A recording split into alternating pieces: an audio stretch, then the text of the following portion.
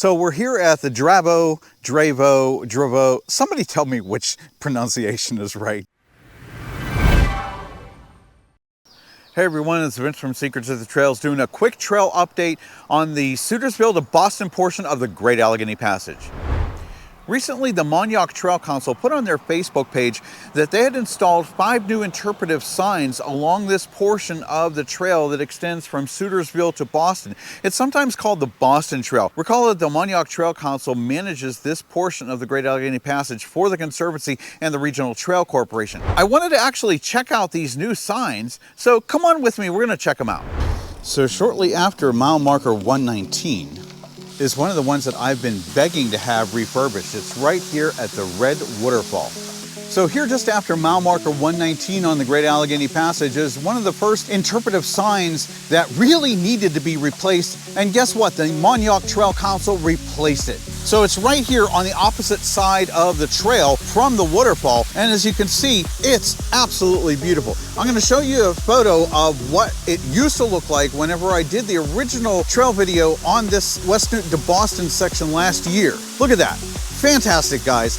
You know I love interpretive signs, and whenever some of the old and faded signs get replenished with new versions, I'm just all excited because people get to read about the history of what they're seeing around them on the trail. Not just trees and trail and other cyclists and pedestrians, but the history around a lot of these, especially the rail trails. There's a lot of history here, and these interpretive signs help us to learn about the history in the portions of the trails where we ride.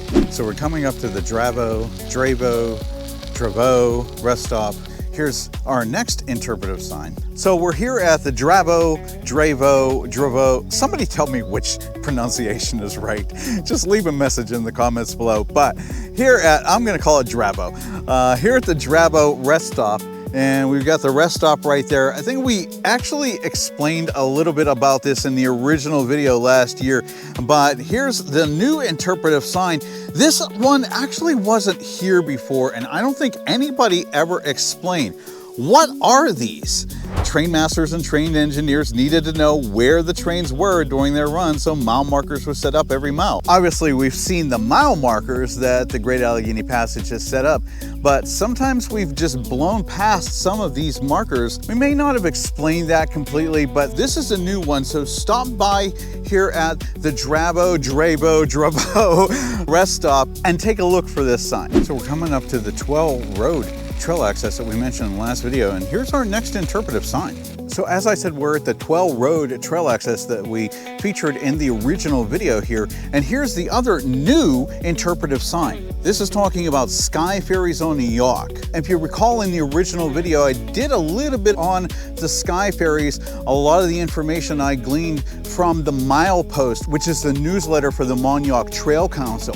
So this gives you a little bit more information about what sky ferries were. And along the way, we've seen some of those newer signs that were close to the ground that mention specific sky ferries that were along the Yough between Sutersville and Boston. And here at the Boston Visitor Center, the Boston Trailhead is another one of those wonderful interpretive signs. This is a relatively new one on the P&LE Railroad. And if you haven't had an opportunity to stop here at the Boston Trailhead, check out this P&LE boxcar that was recently repainted and refurbished. And I think it was about a year or two ago that it was just completely repainted. It really looks good. And our final interpretive sign here on the Boston Trail portion of the Great Allegheny Passage. So just past the Dead Man's Hollow Conservation Area sign that was just up that way, past the Boston Trailhead. This is the 5th interpretive sign that the Mon-Yough Trail Council has recently erected, and this is another brand new one. It's talking about the Versailles gas wells, and I was assured that that town across the river there is not called Versailles, it's called Versailles. Go figure. This is interesting because a big gas boom in this area, but out of 13 million invested in this project, only 3 million was extracted.